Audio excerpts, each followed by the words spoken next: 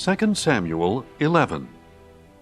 In the spring, at the time when kings march out to war, David sent out Joab and his servants with the whole army of Israel. They destroyed the Ammonites and besieged Rabbah, but David remained in Jerusalem. One evening, David got up from his bed and strolled around on the roof of the palace. And from the roof he saw a woman bathing, a very beautiful woman. So David sent and inquired about the woman, and he was told, "This is Bathsheba, the daughter of Eliam and the wife of Uriah the Hittite." Then David sent messengers to get her, and when she came to him, he slept with her. Now she had just purified herself from her uncleanness. Then she returned home, and the woman conceived and sent word to David, saying, "I am pregnant." At this, David sent orders to Joab, "Send me Uriah the Hittite." So Joab sent him to David. When Uriah came to him, David asked how Joab and the troops were doing with the war. Then he said to Uriah, "Go down to your house and wash your feet." So Uriah left the palace, and a gift from the king followed him. But Uriah slept at the door of the palace with all his master's servants. He did not go down to his house. And David was told, Uriah did not go home. "Haven't you just arrived from a journey?" David asked Uriah. "Why didn't you go home?" Uriah answered, "The ark and Israel and Judah are dwelling in tents, and my master Joab and his soldiers are camped in the open field. How can I go to my house to eat and drink and sleep with my wife? As surely as you live, and as your soul lives, I will not do such a thing." "Stay here one more day," David said to Uriah, "and tomorrow I will send you back."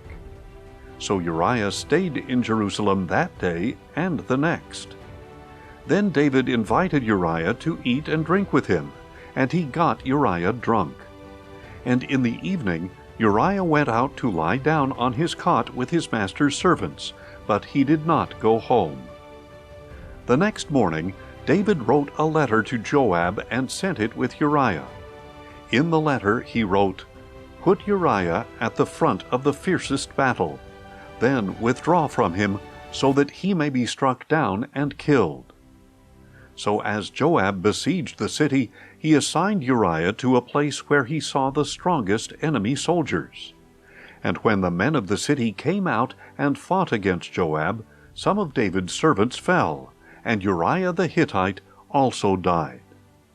Joab sent to David a full account of the battle, and instructed the messenger, "When you have finished giving the king all the details of the battle, if the king's anger flares, he may ask you, 'Why did you get so close to the city to fight?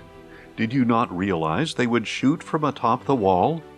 Who was the one to strike Abimelech, son of Jerubbesheth?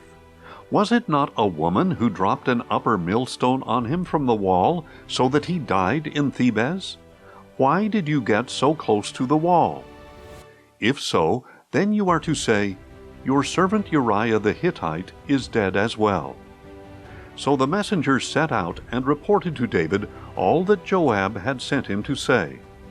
The messenger said to David, "The men overpowered us and came out against us in the field, but we drove them back to the entrance of the gate.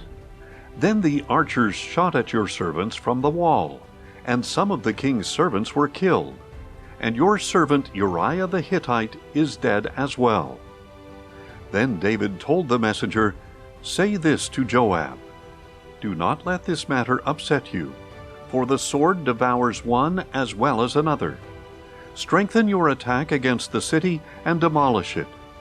Encourage him with these words. When Uriah's wife heard that her husband was dead, she mourned for him. And when the time of mourning was over, David had her brought to his house, and she became his wife and bore him a son. But the thing that David had done was evil in the sight of the Lord.